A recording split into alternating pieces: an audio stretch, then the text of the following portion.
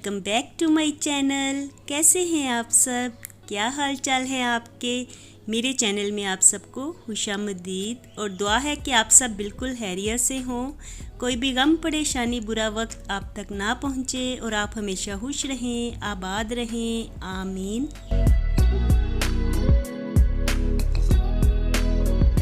तो जी इस वक्त शाम का टाइम बस होने ही वाला है और मैं टेरेस में आई हुई हूँ क्योंकि बच्चों के ट्यूशन से आने का टाइम हो रहा था। तो मैंने सोचा कि यहाँ पे रुक के बच्चों को देखती हूँ क्योंकि आज उन्हें थोड़ी सी लेट हो गई थी ट्यूशन से आते आते, तो इसलिए मैं उनका वेट कर रही थी यहाँ पे खड़े होके। और फिर मैं अपने प्लांट्स को देखने लगी। तो आजकल जब भी मैं टेरेस में आती हूँ ना, दिल इतना ज़्यादा बुरा होता है क्योंकि इतनी सख्त धूप में प्लांट्स पड़े हुए हैं। तो सारे ही प्लांट्स रूखे हो रहे हैं, कुछ सूख भी गए हैं। हालांकि मैं डेली इनको 2 दफ़ा पानी देती हूँ, लेकिन फिर भी गर्मी की शिद्दत की वजह से ये सारे सूख रहे हैं। और अब मैं आपको दिखा रही थी कि देखिए घर में पुदीना किस कदर ज़्यादा ग्रो होया हुआ है। तो पुदीने ने माशाल्लाह इस दफ़ा घर में बड़ी ज़्यादा रौनक लगाई हुई है। काफ़ी ज़्यादा पुदीना ना डेली ही बड़ा हो रहा है और मैं काफ़ी ज़्यादा यहाँ से तोड़ भी लेती हूँ। अक्सर रेसिपीज़ में भी डालना होता है तो यहीं से तोड़ के लेके जाती हूँ, लेकिन फिर भी माशाल्लाह से काफ़ी ज़्यादा ग्रो हो रहा है। और हमारी अंगूर की जो बेल है तो इस पे भी अंगूर लग रहे हैं। तो ये काफ़ी देर के लगे हुए हैं। पहले तो ग्रीन ग्रीन थे लेकिन अब पक रहे हैं। और ये छोटी सी बेल ही है। हालांकि मैं इनको ऊपर की तरफ अगर ग्रो करूं, ऊपर पिलर्स पे डाल दूं तो ये बेल काफ़ी बड़ी हो सकती है, लेकिन इसको मैंने ऐसे ही इकट्ठा करके इधर ही डाला हुआ है। तो मैं यही सोच रही थी कि इनको पिलर्स के ऊपर डाल दूंगी ताकि ये काफ़ी ज़्यादा ग्रो हो। तो जितनी ज़्यादा इसकी ब्रांचेस निकलेंगी उतना ही इसके ऊपर फल लगेगा। तो बस 1-2 दिन में मैंने यही काम करना है।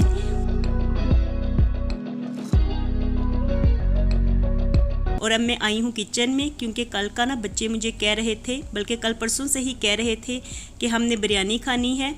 तो मेरा तो फ़िलहाल बिरयानी खाने को जी नहीं चाह रहा था क्योंकि काफ़ी दफ़ा ना रमज़ान में भी हम लोग बिरयानी बनाते रहे हैं। तो बिरयानी से बस इस वक्त तो मेरा दिल चढ़ा हुआ है। तो मैंने सोचा कि बिरयानी टाइप ही कोई दूसरी चीज़ बनाई जाए। तो आज मैं ना चिकन सजी बनाने लगी थी। तो इसके लिए ना मैं चिकन को कट लगा रही थी और इसके कट्स ना काफ़ी ज़्यादा डीप लगाए जाते हैं ताकि इनमें मसाला अच्छी तरह से रच जाए। और अब मैं इसके ऊपर लगाने के लिए मसाला तैयार करने लगी थी। तो मैंने सोचा कि ये रेसिपी आप लोगों के साथ भी शेयर की जाए क्योंकि ये डिफरेंट सी रेसिपी है। बिरयानी तो हर कोई ही बना लेता है, लेकिन चिकन सब्जी जो है तो वो कम कम ही बनाई जाती है। तो इसलिए मैंने सोचा कि इसको मैं इजी तरीके से बनाने लगी हूँ तो आप लोगों के साथ भी शेयर करूँ ताकि आप लोग भी ये रेसिपी बनाएं और आपको काफ़ी मज़ा भी आएगा। तो इसीलिए आज मैं इसकी रेसिपी भी आपके साथ शेयर करूँगी। तो इसका मसाला थोड़ा सा तेज़ बनता है, इसलिए करारा सा मसाला मैं तैयार करूँगी। 1 टेबलस्पून नमक, 1 टेबलस्पून पिसी हुई लाल मिर्च, 1 टेबलस्पून कुटी हुई लाल मिर्च, 1 टीस्पून खुश्क धनिया पाउडर, हाफ़ टी स्पून हल्दी, 1 टीस्पून पिसी हुई काली मिर्च, 1 टीस्पून ज़ीरा पाउडर और half tea spoon yellow food colour add किया है।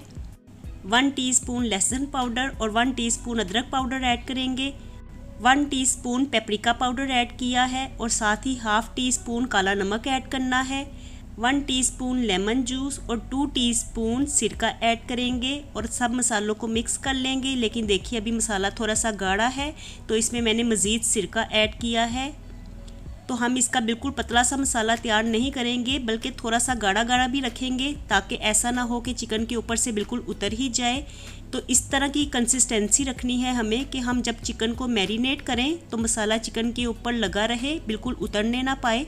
और यहाँ पे सारे मसाले मैंने तैयार कर लिए हैं। तो अब चिकन को मैं अच्छे से मैरिनेट कर दूंगी। इसके जो हमने कट्स लगाए हैं ना, इसमें काफ़ी अच्छी तरह से मसाला लगाना है और चिकन के अंदर भी हम अच्छी तरह से मसाला लगाएंगे ताकि जितना अच्छा ये मैरिनेट होया होगा उतना ही ये मज़ेदार बनेगा और उतना ही जूसी भी होगा, नरम भी होगा और क्रिस्पी स्पाइसी भी होगा। तो इसलिए 3 से 4 मिनट बल्कि 5 मिनट ही ना चिकन को अच्छी तरह से मल मल के मसाला लगाना है। और मसाला लगा लेने के बाद ना अब इसे मैं 2 घंटे के लिए मैरिनेट होने दूंगी। इसको मैं यहीं पे बाहर काउंटर टॉप पे ही पड़ा रहने दूंगी और मैंने बाउल में ही डाल के इसको रख लिया है ताकि इकट्ठा ही ऐसे सिमटा हुआ चिकन पड़ा रहेगा तो अच्छी तरह से मसाला इसमें रचेगा। और इसकी टांगों को ना हम इस तरह से बांध देंगे क्योंकि जब हम इसको स्टीम रोस्ट करेंगे तो फिर ये काफ़ी ज़्यादा सॉफ्ट हो जाता है और फिर लेग पीसेस इधर से टूटना शुरू हो जाते हैं। तो इसलिए इसको अच्छी तरह से कस के बांध दिया जाता है। तो धागे की मदद से ही ना मैं इसे बांध रही थी। तो चिकन को मैरिनेट करके ना यहाँ पे ढक के मैंने काउंटर टॉप पे ही रख दिया है। और फिर मैं सोचने लगी कि यहाँ पे जो बर्तन बिखरे हुए पड़े हुए हैं, ये मॉर्निंग के धुले हुए बर्तन थे, तो मैंने सोचा कि इनको समेट के रख देती हूँ।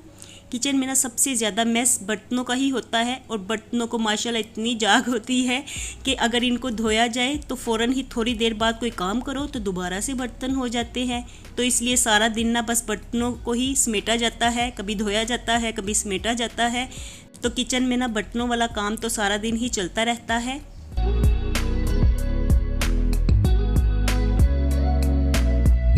और बर्तनों को समेटने के बाद ना काउंटर टॉप्स पे जो चीज़ें बिखरी हुई थी तो उनको भी मैं समेट रही थी, क्योंकि मॉर्निंग में जब किचन साफ़ होता है ना तो इस तरह से ही किचन बिखरा होता है शाम में, क्योंकि बर्तनों को सूखने के लिए इधर काउंटर टॉप्स पे रखा जाता है तो वो भी इस तरह से बिखरे रहते हैं।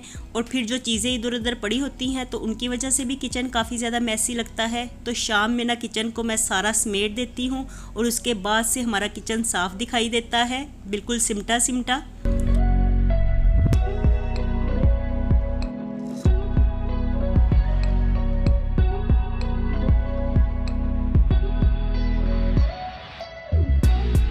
और चिकन को तो मैरिनेट करने के लिए मैंने रखा हुआ था, और साथ ही मैं चावल भी भिगो के रख देती हूँ। तो चावल मैं वही अपने हिसाब से ही बनाने लगी हूँ, गिलासों के हिसाब से ही मैं नाप के चावल निकालती हूँ ताकि फिर नमक ऐड करने में आसानी हो। बस इस तरह से चावल नाप के निकालने की कुछ आदत भी हो गई है, इस तरह से अंदाज़ा ठीक रहता है, चावल ज़्यादा बचते नहीं हैं। तो चावलों को तो भिगो के मैंने यहाँ पे काउंटर टॉप पे ही रख दिया है। और साथ ही मैं आपको दिखा रही थी कि देखिए चिकन भी बड़ी अच्छी तरह से यहाँ पे मैरिनेट हो रहा है। चिकन बाहर जितना अच्छी तरह से मैरिनेट होता है ना, उतना फ्रिज में रख के अच्छा मैरिनेट नहीं होता, तो इसलिए मैंने यहाँ पे बाहर ही इसे रखा हुआ है। और अब काफ़ी ज़्यादा टाइम हो गया था, तो मेरा ख्याल है यहाँ पे तकरीबन 1.5 घंटा तो हो गया था चिकन को मैरिनेट हुए। तो मैंने सोचा कि इसको बना लेती हूँ जल्दी से, फिर गैस का प्रॉब्लम भी हो जाता है तो माइंड डिस्टर्ब हो जाता है। तो इसलिए मैंने सोचा कि आज टाइम पे ही डिनर बना के फ्री हो जाते हैं, ऐसे बच्चे भी खुश हो जाएंगे। तो चिकन को ना यहाँ पे मैंने स्टीम रोस्ट होने के लिए रख दिया था। इसको मैंने ना पोट में स्टैंड रख के तो प्लेट में डाल के चिकन को रख दिया है। थोड़ा सा पानी मैंने डाला था, तो पानी का लेवल ना हमने बिल्कुल ही लो रखना है, पानी बिल्कुल प्लेट को टच नहीं होना चाहिए। तो अब इसको मैं लो मीडियम फ्लेम पे ही स्टीम रोस्ट कर लूँगी। तो एक तरफ तो स्टोव पे चिकन स्टीम रोस्ट हो रहा था और दूसरी तरफ मैं चावल बनाने की तैयारी कर रही थी। तो ऑयल में ड्राई फ्रूट्स मैंने फ्राई किए हैं, इनमें बादाम, पिस्ता, काजू है, और किशमिश को मैं ऊपर से ऐड करूँगी। किशमिश को मैं फ्राई नहीं करूँगी, फिर इस तरह से वो बिल्कुल काली हो जाती है। तो इनको बस मैं हल्का सा ही फ्राई करूँगी। इसको बस 1 मिनट के लिए ही मैंने लो फ्लेम पे फ्राई किया है, क्योंकि ड्राई फ्रूट्स जो है ना बड़ी जल्दी गोल्डन हो जाते हैं, और फिर ज़्यादा ही गोल्डन हुए ड्राई फ्रूट्स अच्छे नहीं लगते। तो मैं इन्हें ऑयल से अब निकाल लूँगी, और साथ ही मैंने किशमिश भी ऐड कर ली है। और अब उसी ऑयल में ना मैंने खड़े मसाले ऐड किए हैं, थोड़ी सी दालचीनी, बड़ी इलायची, बादे हताई, और 1 टीस्पून ज़ीरा ऐड किया है, 1 टीस्पून साबुत काली मिर्च, और साथ ही तेज़पात ऐड किए हैं। और इनको अब मैं 1 से 2 मिनट के लिए ना लो फ्लेम पे फ्राई करूँगी, ताकि इनमें से ना अच्छी सी खुशबू आने लगे। और अब मैंने एक बड़े साइज़ का प्याज काट के ऐड कर दिया है। प्याज को मैं गोल्डन कर लूँगी। प्याज को बस मैं हल्का सा ही गोल्डन करूँगी, लाइट गोल्डन, ज़्यादा डार्क गोल्डन नहीं करूँगी, क्योंकि इस तरह बिल्कुल काला हुआ प्याज अच्छा नहीं लगता चावलों में। तो हल्का हल्का गोल्डन होगा तो देखने में भी अच्छे लगेंगे चावल, और वैसे भी टेस्ट भी इनका अच्छा रहेगा।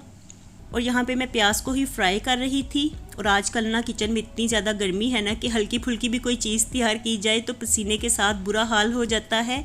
तो यहाँ पे जी प्याज हमारा गोल्डन हो गया था, तो मैंने इसमें थोड़ा सा कटा हुआ अदरक ऐड किया है, और साथ ही हरी मिर्चें भी ऐड कर दी हैं। तो हरी मिर्चों को मैंने कट नहीं किया, साबुत ही ऐड कर दिया है, क्योंकि बच्चों ने चावल खाने हैं तो ऐसे उनको साबुत नज़र आएंगी तो वो निकाल लेंगे। क्योंकि अगर कट की हुई हरी मिर्चें बच्चों के मुंह में चली जाए ना तो फिर बच्चे काफ़ी देर तक फिर चीखते रहते हैं, तो इसलिए साबुत ही हरी मिर्चें मैंने ऐड कर दी हैं। और अब मैंने इसमें थोड़ा सा पानी ऐड करके तो नमक की मिकदार को पूरा किया है। साथ ही 1 टीस्पून मैंने पिसी हुई काली मिर्च ऐड की है, और 2 टेबलस्पून तकरीबन मैंने सिरका ऐड कर दिया है। साथ ही फ्राई किए हुए ड्राई फ्रूट्स ऐड कर दिए हैं। तो थोड़े से ड्राई फ्रूट्स मैंने रख लिए थे गार्निशिंग के लिए। और अब मैं इसमें चावल ऐड कर दूंगी, और साथ ही पानी भी ऐड करूंगी। तो पानी की मिकदार को ना मुनासिब रखना है, ताकि चावल ज़्यादा गलने ना पाएँ। तो इसे ढक के थोड़ी देर के लिए मैं पका लूँगी, क्योंकि पानी मैंने थोड़ा सा कम ऐड किया है, तो इसलिए स्टार्टिंग में मैं ढक के पका लेती हूँ और बाद में ढक्कन उतार देती हूँ और इस तरह से ही पानी खुश्क कर लेती हूँ। और इस स्टेज पे ना नमक की मिकदार को चेक करना ज़रूरी होता है ताकि चावलों में नमक पूरा रहे, क्योंकि अगर चावलों में नमक कम रह जाए तो फिर बिल्कुल भी मज़ा नहीं आता। तो यहाँ पे नमक तो मैंने पूरा कर लिया था और साथ ही 2 टेबलस्पून मैं चिकन पाउडर भी ऐड कर दूँगी, क्योंकि इसमें मैंने चिकन तो ऐड किया नहीं है, सिर्फ हमने जायका ही लाना है, क्योंकि चिकन तो हमने स्टीम रोस्ट होने के लिए रखा हुआ है, तो इसलिए जायके के लिए मैंने चिकन पाउडर ऐड कर दिया है। वैसे तो चिकन की क्यूब्स भी ऐड की जा सकती हैं, लेकिन मेरे पास चिकन पाउडर था तो मैंने वही ऐड कर दिया है। और अब चावलों को हम पका लेंगे जब तक कि इनका पानी खुश्क नहीं हो जाता। और जब चावलों में बिल्कुल इतना पानी रह जाए ना कि गीले गीले चावल हों, तो एक दफ़ा इनकी साइड को चेंज करना ज़रूरी होता है। तो मैं इनको पलट लूँगी और इस टाइम पे ना इनको एहतियात से पलटा जाता है ताकि ये टूटने ना पाएँ।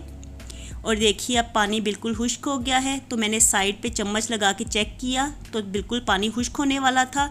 और हल्के हल्के गीले चावलों को ही मैं दम पे रखती हूँ। तो दम लगाने के लिए मैंने एक तवा रखा हुआ है पुराना सा, तो इसके ऊपर ही ना मैं दम लगाती हूँ हमेशा चावलों को।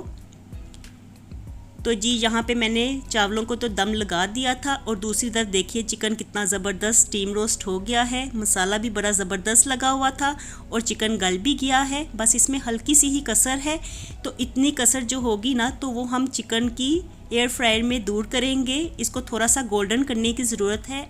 अगर आपके पास ग्रिलर है तो उसमें गोल्डन कर लीजिए, लेकिन मैं इसे एयर फ्रायर में गोल्डन करूँगी।